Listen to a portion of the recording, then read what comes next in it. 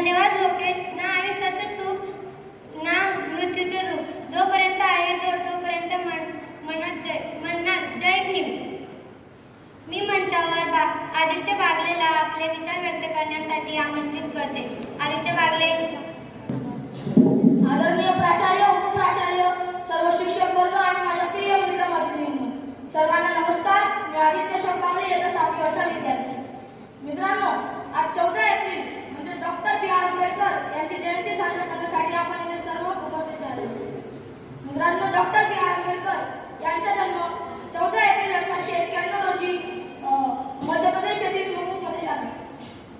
Doctor B R. Ambedkar यांच्या आईचे नाव भीमाबाई होते आणि त्यांच्या वडिलांचे नाव रामजी आंबेडकर होते. Doctor B R. आंबेडकर हे महार समाजाचे होते. हा समाज त्या काळी अस्पृश्य मानला जायचा. या समाजातील लोकांना गावात येऊ न द्यायचे, सामाजिक विहिरीतील पाणी पिऊ न द्यायचे, शाळेत शिकू न द्यायचे. बी.आर. आंबेडकर वर्गाच्या बाहेर बसून शिक्षण करायचे. Doctor B R. आंबेडकर यांनी इतके कष्ट सहन केले पण आपले शिक्षण सोडले नाही. ते परदेशात जाऊन शिकून आले आणि एक मोठे वकील झाले आणि त्यांनी आपल्या देशाचे संविधान लिहिले. आपल्या